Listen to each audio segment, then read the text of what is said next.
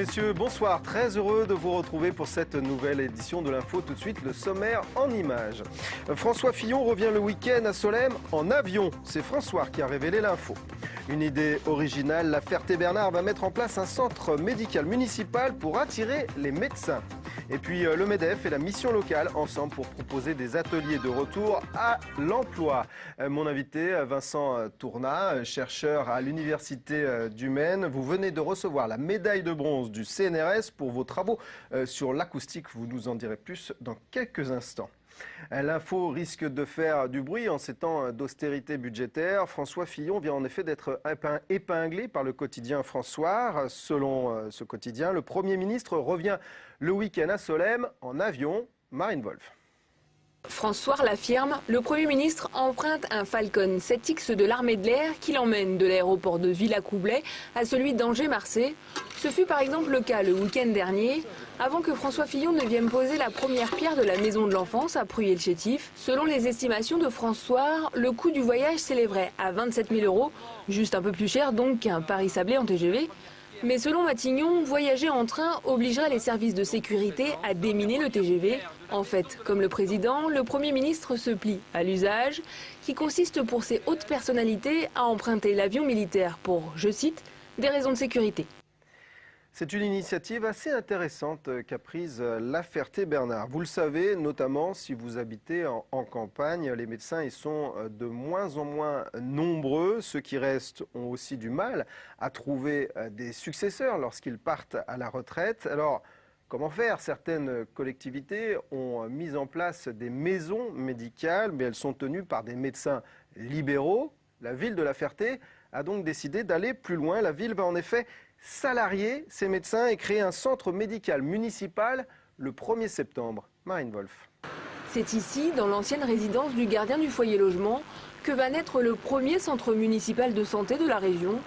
La particularité, les médecins y seront salariés. La municipalité mise sur cette spécificité pour attirer les professionnels dans une zone désertée par le secteur médical. Elle y consacrera un budget annuel de 150 000 €.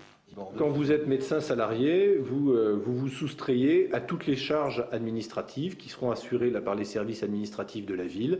Lorsque vous avez terminé votre journée de travail ou votre temps de garde, par exemple, eh bien, votre journée est finie et les choses sont terminées.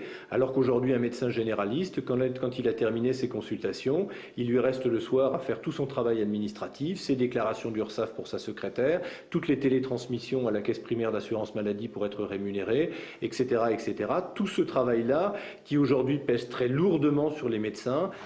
La communauté de communes du Val d'Huisne, ce sont 16 médecins pour 26 000 habitants, soit un professionnel pour plus de 1500 patients, quand il en faudrait un pour 700 pour assurer une médecine de qualité.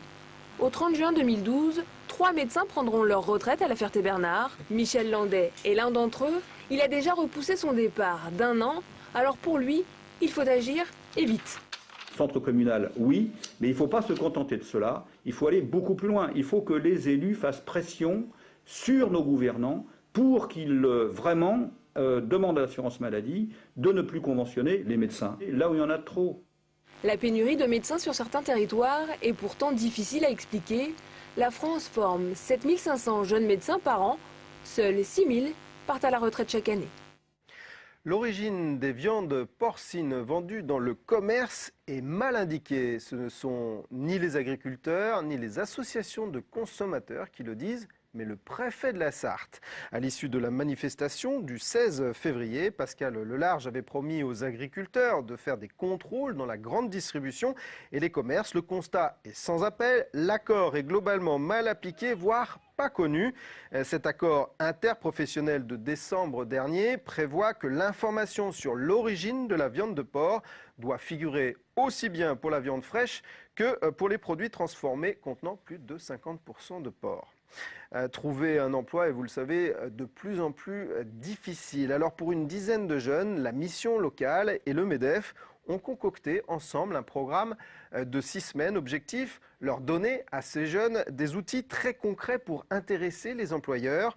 Aujourd'hui, l'art et la manière de prendre un rendez-vous par téléphone. Michael Texier. Oui, allô, bonjour madame, je suis Anis Fardo.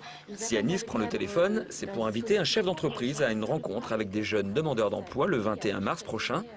Ces jeunes, les voici, une dizaine, attentifs au coup de fil d'Anis. Merci beaucoup. Bonne journée. Au revoir à vous aussi. Au revoir. Ils s'initient au phoning avec analyse des qualités et des défauts. Si c'était à refaire, qu'est-ce que tu ferais de différent?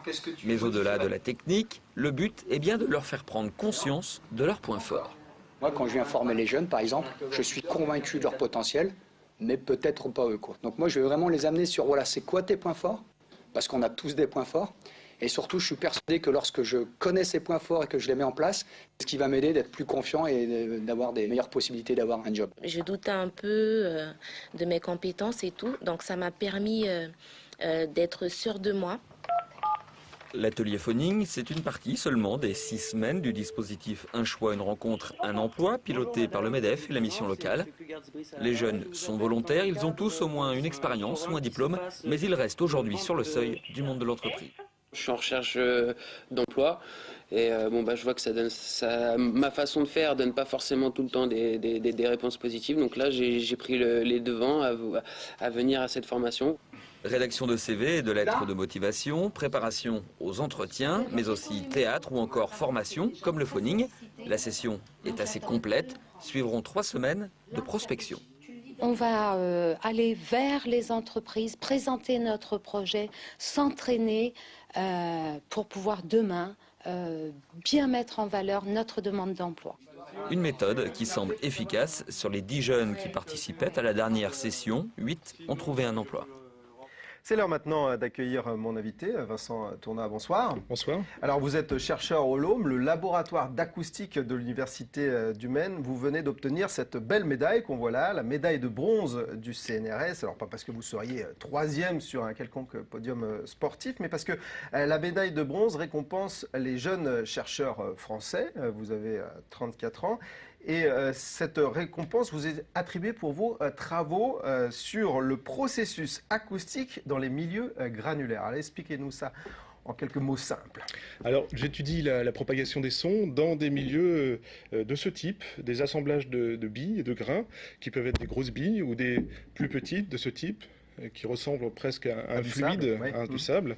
Et donc la propagation acoustique dans ces milieux est extrêmement complexe et mal comprise. Donc on a un gros travail de recherche à effectuer dans ce domaine. Alors comment vous cherchez tout simplement? Vous utilisez des gros matériels? Enfin comment ça se passe? Alors les expériences dans ce domaine, elles sont faites sur des tables de cette taille-là.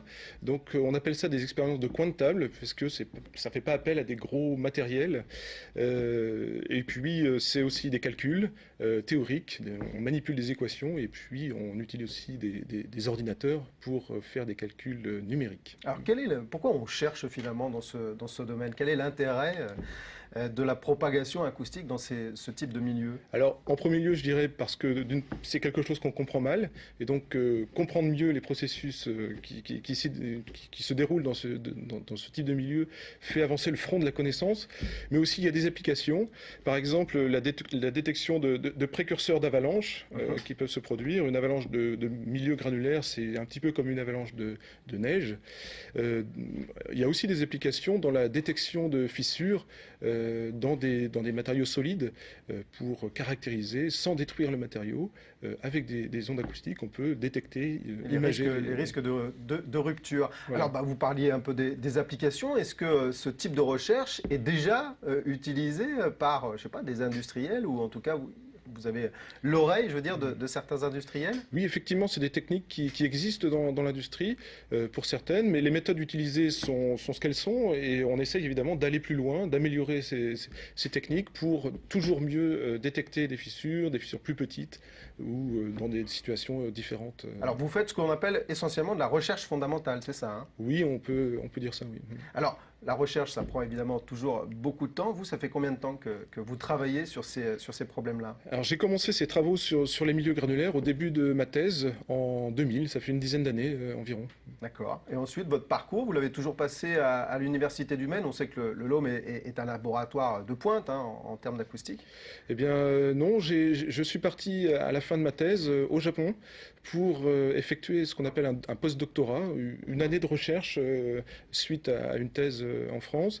Et donc au Japon, j'ai étudié des choses un petit peu différentes, mais toujours du point de vue de l'acoustique. Et puis je suis revenu ensuite au Mans. Et pour obtenir donc cette belle médaille de bronze, alors j'ai envie de vous poser une question un petit peu politique.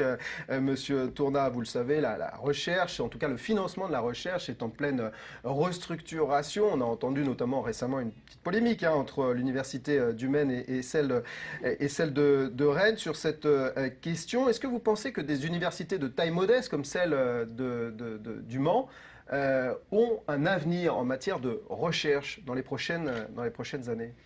Mais évidemment, on peut se poser cette question. Ça dépendra de l'évolution actuelle des choses, notamment du point de vue politique. Je pense que oui, il y a un avenir, personnellement, je le pense, puisque la recherche a fondamentalement changé. Ce n'est plus la même qu'il y a 30 ans. À 30 ans, il fallait être au bon endroit, au bon moment.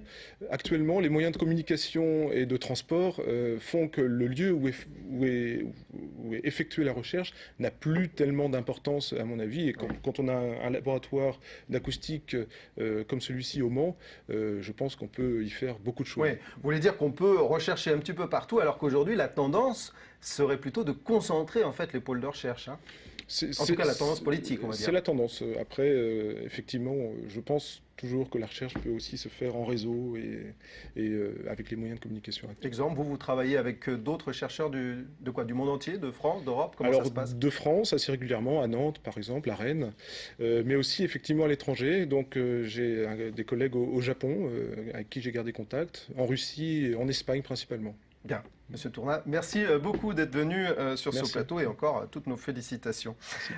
Football maintenant, Le Mans reçoit Sedan vendredi soir au MM Arena. Arnaud Cormier bénéficiera pour cela du retour de Frédéric Thomas et de Thorsten Hellstadt. Une troisième victoire consécutive dans son nouveau stade serait de bon augure pour les Manceaux, toujours leader de la Ligue 2 malgré leur défaite récente à Boulogne. En face, Sedan, actuel 7e, traverse une passe difficile avec une victoire lors de leurs 5 derniers matchs. On écoute Arnaud Cormier au micro de Benoît Doisy. Aujourd'hui, elle a moins d'efficacité, mais ça en reste une équipe, même si les résultats sont un tout petit peu moins bien, à chaque fois qu'elle a joué, elle a joué pour gagner ses matchs. Et elle a été en manque de réussite et d'efficacité offensive, mais toujours dangereuse.